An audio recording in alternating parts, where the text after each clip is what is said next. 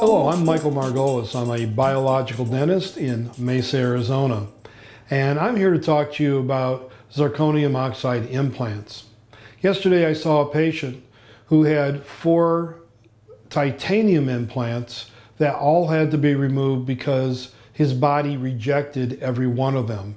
And he asked me if he was a candidate for zirconium oxide implants because he's just having so much trouble trying to eat, and he has a difficult time using a removable partial denture. So I didn't know. So what we did was we ordered a blood antigen test for him called a Clifford material reactivity test. There are other tests out there, biocompatibility, and in Europe they use a MELISA test, M-E-L-I-S-A. And they will tell you if the patient has a blood antigen reaction to these materials. I tell my patients that I don't like using any metals in their mouth. Any kind of crown that might be based with porcelain over the metal, a full gold crown, a removable partial denture that is based with a metal base, or any type of metal including titanium implants. A zirconium oxide implant is this product right here. It is a crystalline form of zirconia, and it's a crystal or a ceramic that we place inside a patient's jawbone. So what we have to do for that patient is first check to see if there's a biocompatibility with them and the material. We also do energetics to recheck the product to make sure that it is compatible with everything else in that patient's body. Then what we do is a radiographic examination of the patient. We take a 3D cone beam Galileos X-ray so we can measure the bone thickness, width, and depth to see if an implant will fit.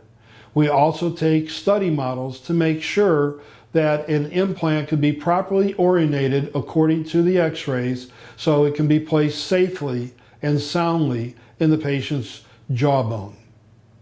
From there, what we do after everything's been evaluated and the patient is okayed for that material, we go ahead and do the surgical procedure after checking the size, shape, and length of the implant.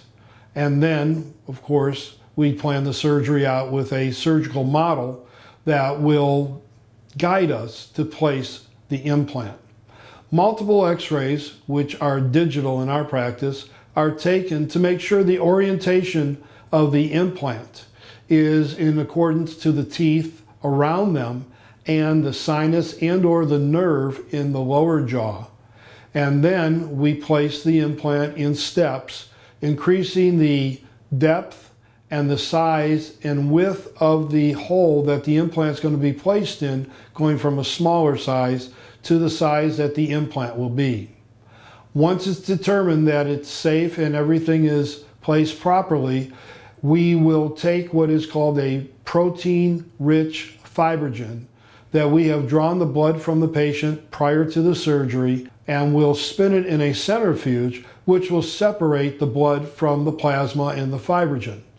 Then we process the fibrogen so it can be placed in the hole where the implant is going to be placed, and then place the implant appropriately.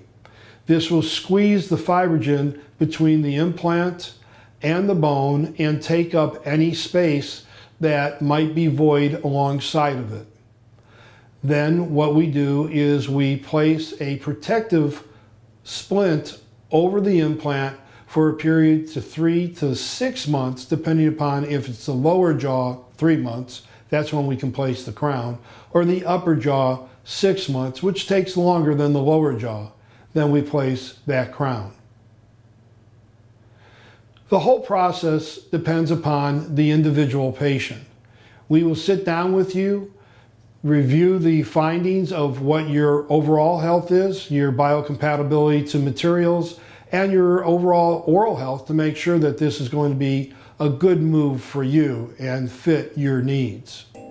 If you have any questions or would like to know more about the zirconium oxide implant, please give us a call at 480-833-2232 or contact us via the internet at info at mydentistaz.com. We look forward to working with you and helping you to achieve good oral and general health.